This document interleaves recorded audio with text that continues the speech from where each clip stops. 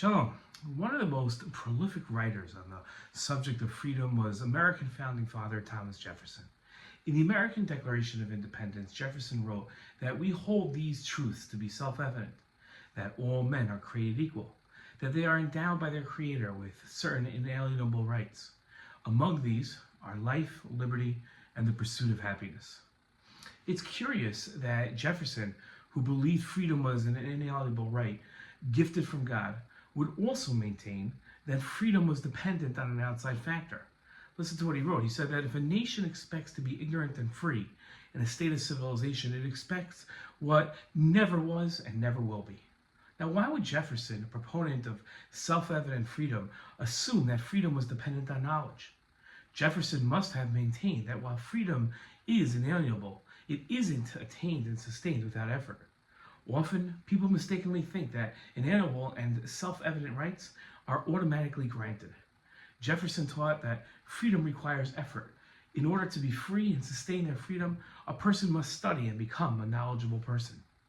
The notion that freedom isn't automatic and had to be earned isn't just a Jeffersonian axiom, but one taught by Jewish sages thousands of years ago. Rabbi Yeshua, the son of Levi, taught about a verse in the Torah that said the tablets were the work of God, and the writing was the writing of God graven upon the tablets.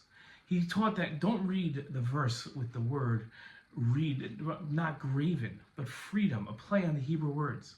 For there is no free man but one that occupies himself with the study of Torah. A commentary attributed to the great scholar Rashi explained that person is only considered free when they study Torah. For instance, within Torah study, that others will give them honor and assist them. It seems odd that Rashi would claim that freedom is synonymous with being honored and assisted by others. And even stranger, that this would be the reason that Rashi would claim that Yeshua, the son of Levi, would encourage Torah study. Rashi wasn't equating freedom with honor or assistance, nor is Rashi saying that this is the benefit of studying Torah. Rashi is explaining that only one who is free could ever experience honor or assistance. Slaves do not enjoy the liberty to be honored or assisted, for in the end, they're merely a slave. Torah study, knowledge, and wisdom allow humans to experience humanity, and with it, all the joys that come along. Honor and assistance are merely two examples of the benefits of freedom.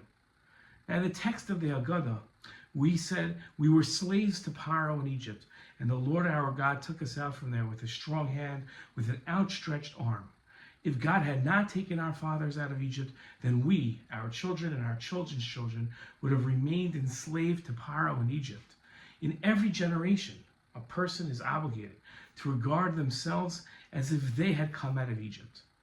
Now, how do we have a sense of being recently freed so many years after being emancipated from Egyptian slavery? The key to appreciating freedom is living in a way consistent with achieving that freedom. By studying Torah and leading a life according to the Torah's mitzvos, a person increases the aspect of freedom in their lives. By leading a meaningful life consistent with freedom, a person makes it easier to appreciate freedom and liberty. What an important lesson for us this Pesach. Shalom.